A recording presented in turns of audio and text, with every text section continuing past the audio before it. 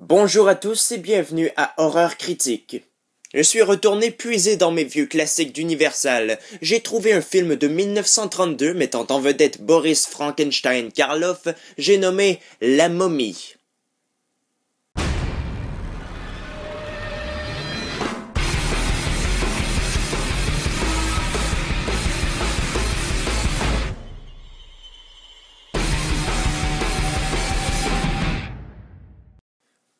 En 1921, des archéologues britanniques découvrent le tombeau du prêtre Imhotep. Ce dernier fut embaumé vivant parce qu'il était tombé amoureux de la princesse Anck-su-namun en dépit de l'interdit.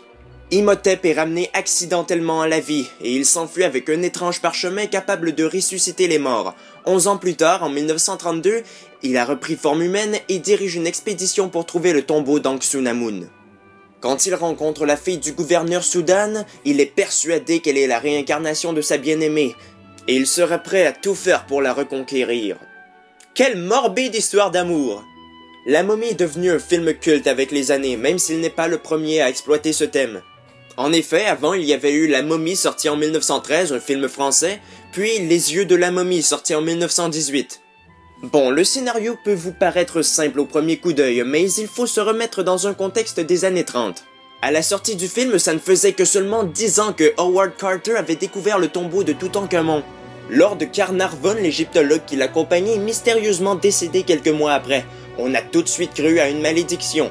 Selon les dires, une inscription sur la sépulture de Toutankhamon disait « Ceux qui entrent dans ce tombeau sacré seront visités par les ailes de la mort ».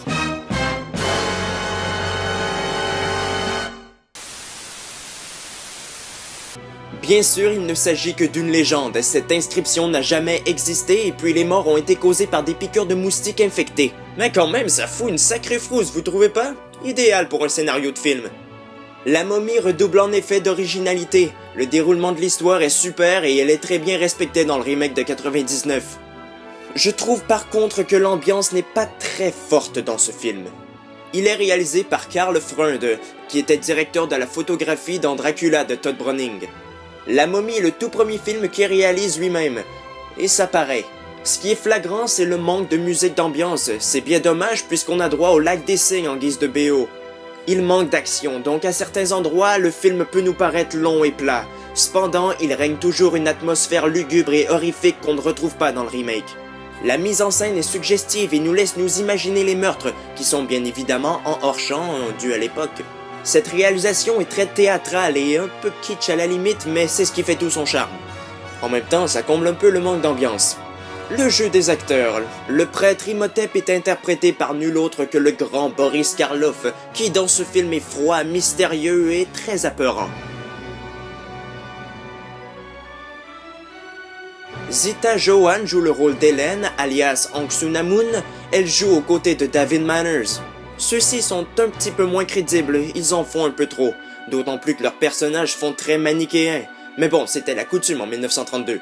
Quant aux effets spéciaux, ce long métrage n'en regorge pas vraiment. C'est plus le costume de la momie qui est marquant, très réussi.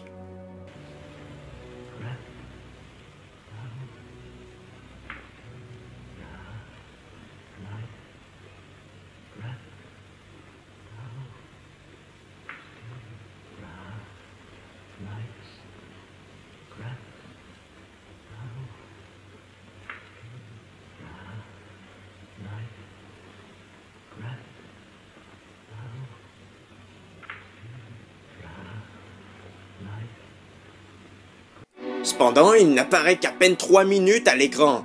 Dans le reste du film, Karloff est sous sa forme humaine. Karloff, je t'aime mieux en monstre, compris?